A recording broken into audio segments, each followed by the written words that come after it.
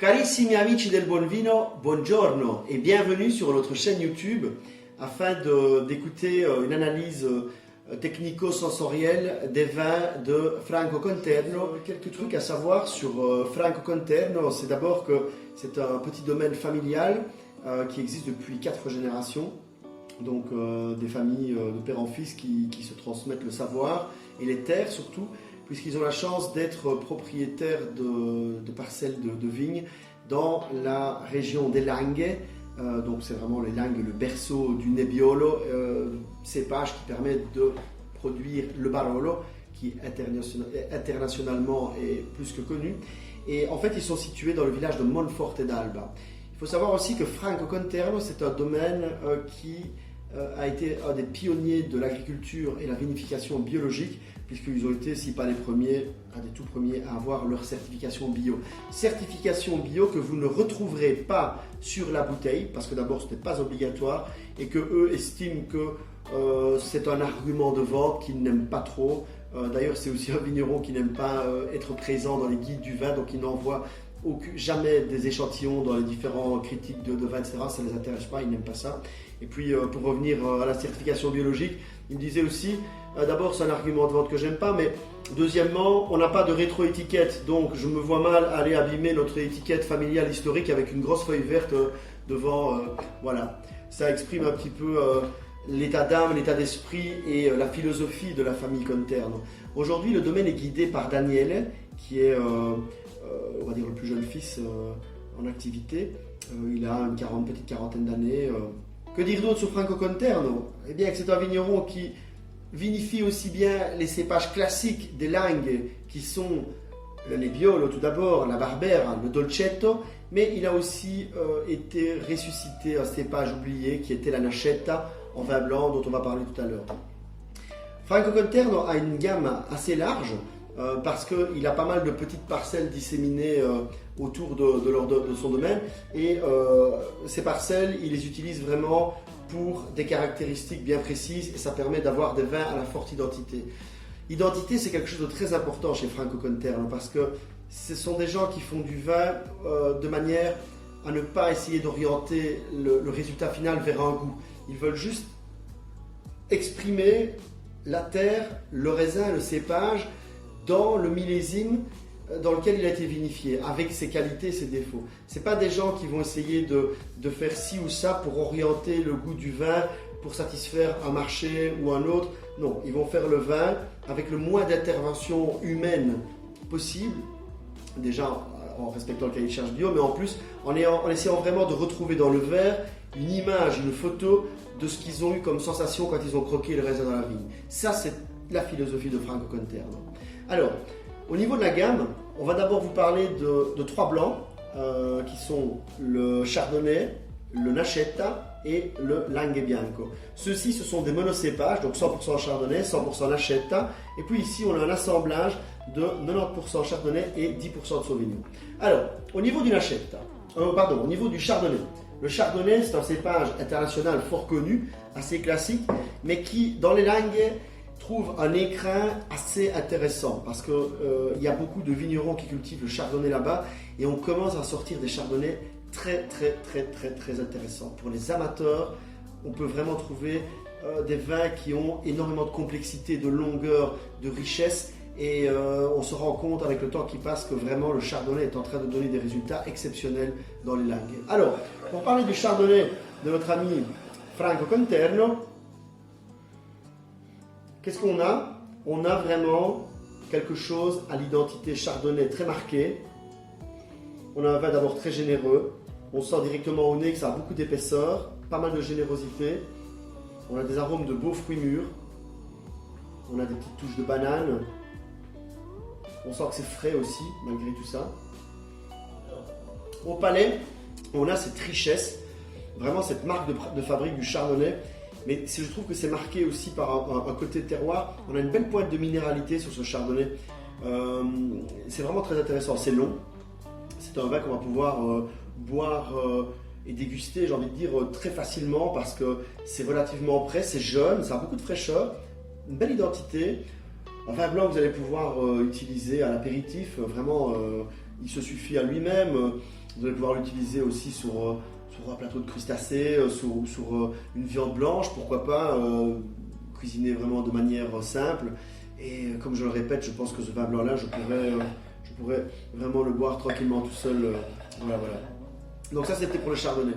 Le deuxième vin blanc de chez Franco Conterno est un vin très intéressant pour les amateurs de vins issus de cépages autochtones et à la forte identité. La Nacheta, c'est un cépage qui a été oublié à une époque où ces cépages très compliqués à cultiver, qui avaient des rendements très bas, ont été oubliés parce que c'était des époques où on cherchait la quantité avant tout et la qualité apportait peu. Aujourd'hui, on a vraiment une marche arrière qui est effectuée par la plupart des gens qui essayent de faire du bon vin, c'est-à-dire de faire des vins à forte identité, et celui-ci en est certainement un parmi tant d'autres. Mais voilà, au niveau du Nacheta, ils sont très peu à vinifier la Nacheta. Ils ont d'ailleurs fait une espèce d'association des vignerons qui ont remis de la Nacheta dans leur vignoble et qui en font. Je crois qu'ils sont une dizaine à cultiver ce cépage-là. Alors, au niveau de la Nacheta de Franco Conterno, on a un vin complètement différent du précédent, le Chardonnay, puisque ici, clairement, on est sur un vin à la fraîcheur vraiment déconcertant. On est sur un vin qui va vraiment donner beaucoup de plaisir aux amateurs de minéralité. La première chose qui vient au nez, c'est vraiment un vent de fraîcheur, des agrumes, des touches de citron jaune, et alors c'est de ce côté pierre à fusil vraiment caractéristique des vins à la forte minéralité. Alors, en bouche, on retrouve vraiment ce qu'on a apprécié dans les parfums. C'est vraiment une attaque très fraîche en bouche. On a directement une belle fraîcheur, une acidité qui vient un peu vous titiller ici les mâchoires. Et c'est très sec, c'est très racé, c'est très plaisant, c'est long. Alors, moi je pourrais conseiller une seule chose avec ce vin-là, c'est le moment d'ailleurs, mais un plateau de 6 huîtres avec un bon verre de Nacheta, ce serait vraiment un mariage parfait. Alors ça c'était pour la Nacheta. Le troisième vin blanc de la maison Conterno, c'est leur cru, qu'ils appellent tout simplement Langhe Bianco.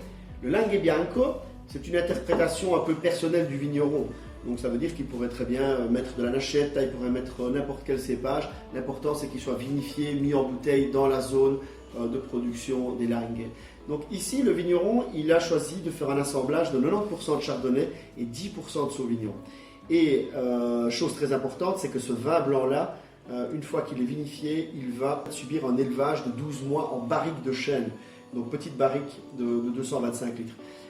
Ça va faire de ce vin quelque chose de très intéressant, puisqu'on est sur des vins blancs de gastronomie, des vins blancs très puissants, très racés. Et quand on regarde déjà ce qu'il y a dans le verre, on voit qu'il y a pas mal de structures. On voit des larmes très grasses qui coulent très lentement le long du verre. On voit qu'il y a de la concentration, c'est plus coloré. Et puis au nez, on ne se trompe pas. Hein. On a immédiatement cette touche de vanille qui est quand même bien fondue, mais qui est présente. Et puis après, on a beaucoup de chaleur. Hein. C'est un vin qui est chaleureux, hein, déjà rien qu'au nez. Et au niveau des arômes, oui, on a des choses déjà très complexes. Hein. On a des arômes de fruits jaunes mûrs. On a des touches d'abricot. Des touches d'ananas aussi. Ouais, c'est pas mal. Hein. C'est pas mal, ça donne envie. Hein. Voilà. Là, on y est. On est dans le beau repas avec pas mal de bons plats qui se succèdent et on arrive à ce merveilleux vin blanc qui a une puissance, une longueur vraiment impressionnante en bouche. On a beaucoup de structure, on a de la mâche, on a du soleil et c'est assez épais. C'est très concentré, c'est très intéressant, c'est très plaisant, c'est vraiment quelque chose qui est harmonieux au niveau du palais. C'est très doux en fait, hein. On est dans un vin blanc sec, mais je veux dire, les angles sont arrondis, c'est très agréable, c'est vraiment un très beau vin blanc. Moi c'est un vin blanc que je vois bien aussi tout simplement avec des fromages assez structurés. Hein. C'est aujourd'hui quelque chose qu'on fait beaucoup, de mettre des vins blancs structurés avec un plateau de fromage, et ça je pense que ça pourrait vraiment le faire. Très beau vin blanc ici avec ce Langhe, c'est quelque chose qui pourra plaire aux amateurs de vins blancs structurés de gastronomie. C'est excellent travail de la part de notre ami Conterno.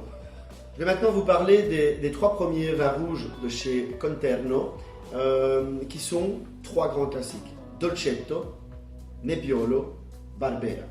Alors, on va commencer par le Dolcetto. Dolcetto d'Alba. Le Dolcetto, c'est un cépage en fait qui est utilisé dans le Piémont historiquement pour produire le vin rouge qu'on va déguster au comptoir, le vin rouge désaltérant, le vin rouge qu'on boit dans sa prime jeunesse. Et c'est ça le Dolcetto, c'est son but, c'est vraiment de faire un vin de soif, un vin glouglou, très agréable. En effet, dès qu'on met son nez dessus, on a compris. C'est vraiment la petite corbeille de fruits rouges.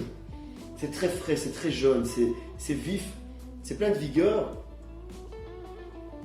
Vraiment une belle petite barquette de fruits en fait. On y est en plein, très agréable, on a envie d'y aller.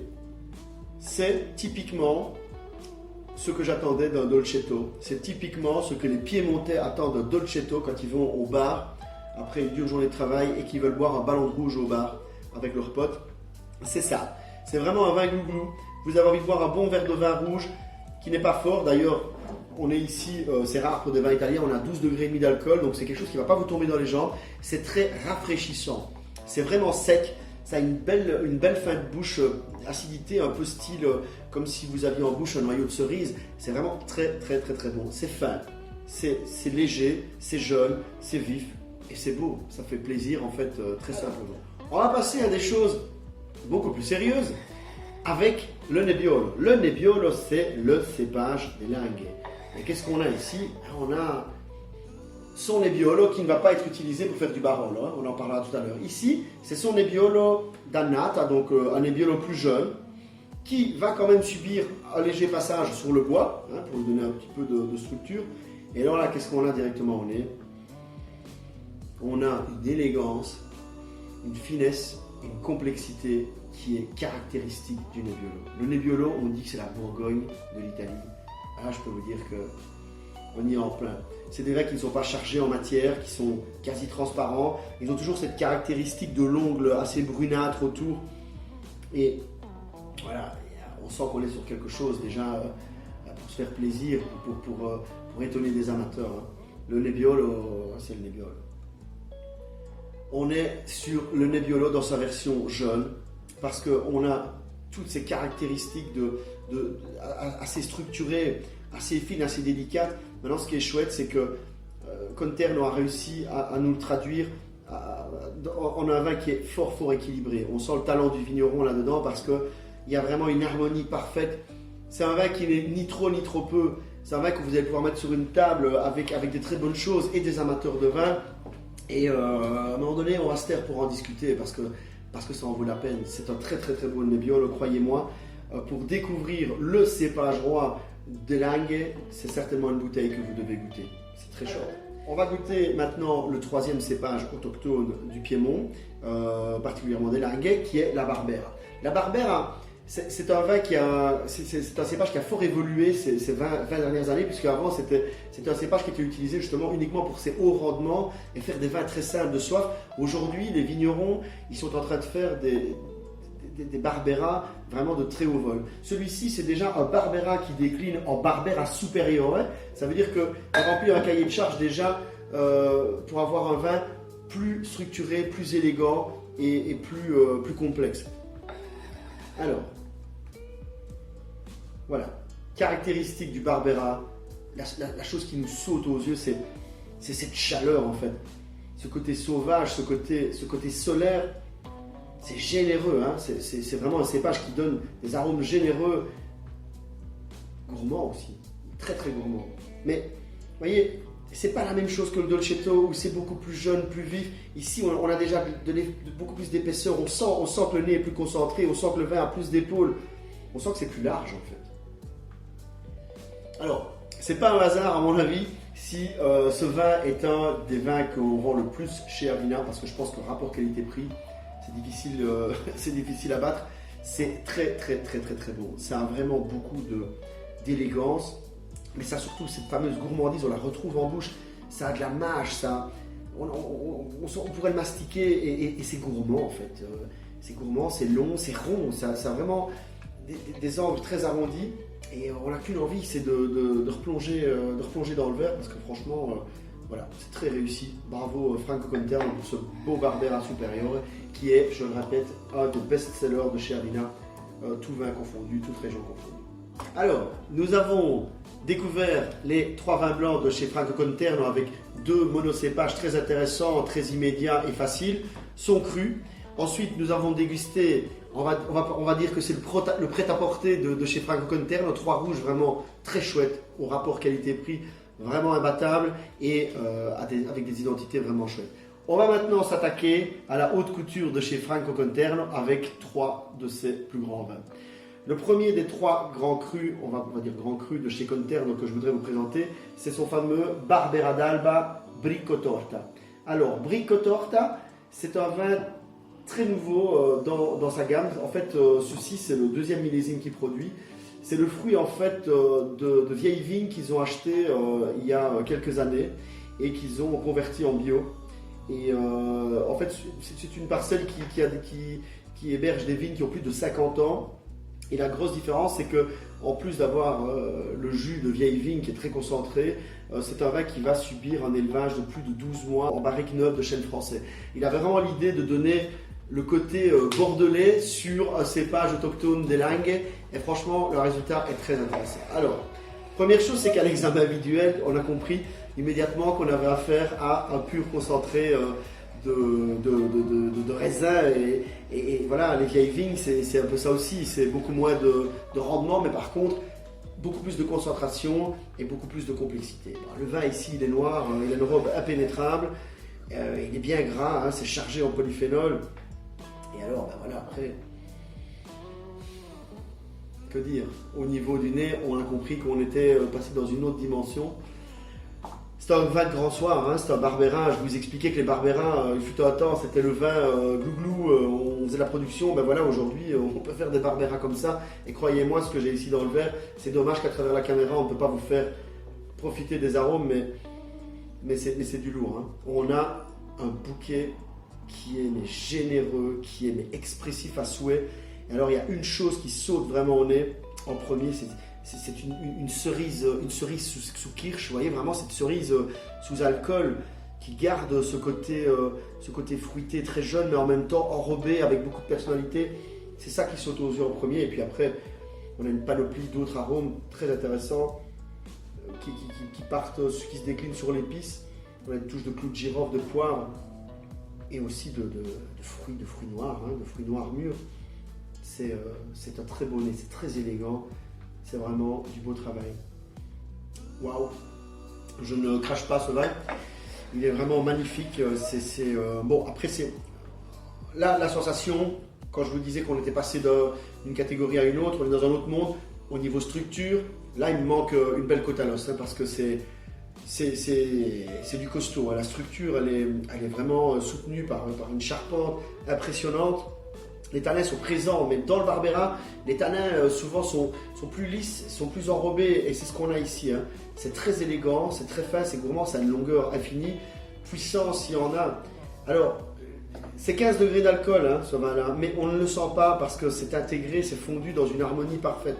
C'est un très très très très beau Barbera. Croyez-moi, si vous voulez vous faire plaisir avec un Barbera, ça, c'est une très très très belle bouteille. On va goûter maintenant le premier Barolo de chez notre ami Franco Conterno, qui est surnommé le Barolo Pietrin. C'est son premier Barolo, pourquoi? Parce que tout simplement, il va faire ce Barolo-là avec les raisins qui sont issus de plusieurs parcelles, en faisant un blend pour arriver au meilleur résultat. Donc sa technique, c'est quoi? C'est que chaque année, au moment de la vendange, il va vendanger chaque parcelle de manière individuelle et il va les vinifier de manière individuelle. Certaines parcelles vont être, le fruit de certaines parcelles vont être destiné à des crus tels que Boussilla, et ce qui n'est pas retenu va servir à faire un blend pour créer le Barolo Pietrin. Et c'est un vin très intéressant. Très intéressant parce que c'est peut-être la seule création, assemblage, on va dire, de chez Franco Conterno. Et ça permet surtout d'avoir un Barolo avec un prix d'attaque très intéressant, mais qui n'est pas dénué de tout intérêt. Alors voilà, on met le nez dessus. Je vous ai parlé du Nebbiolo tout à l'heure. Ça, c'est un Nebbiolo 100%, mais avec la destination Barolo, avec l'élevage en barrique Barolo, et c'est directement autre chose. Là, on est sur le Barolo tel qu'on aime, avec son identité, sa complexité. Au niveau des parfums, on part dans tous les sens. Hein. On est sur directement des parfums de tabac, de boîtes de cigares, vous voyez, le cèdre comme ça. On a les clous de girofle, le cuir, le sous-bois, champignons aussi, c'est quasi truffe, c'est vraiment pas mal. Hein. C'est chaud aussi, beaucoup de chaleur dans ce bouquet. Des parfums qui donnent envie, mais c'est pas un vin rouge d'apéritif, hein. C'est un vin à mettre sur une belle table avec une belle assiette. Hein. Mais élégance aussi, beaucoup d'élégance. Ok, voilà un Barolo, ça fait des guilis jusque dans les avant-bras. Hein.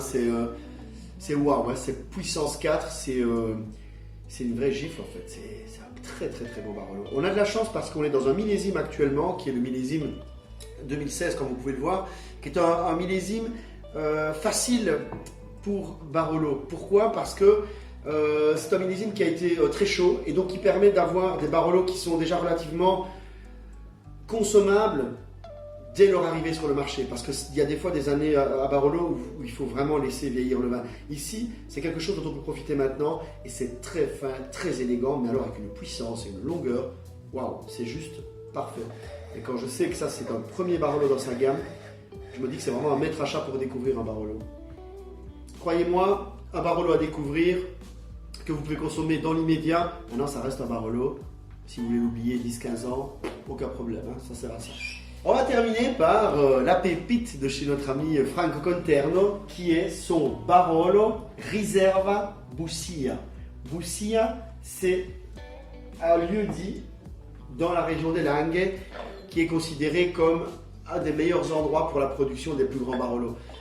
Des tas de maisons, de domaines prestigieux des Langhes ont quelques hectares ou des fois un demi-hectare même dans les parcelles de Bussia et permettent de faire leur plus grand cru.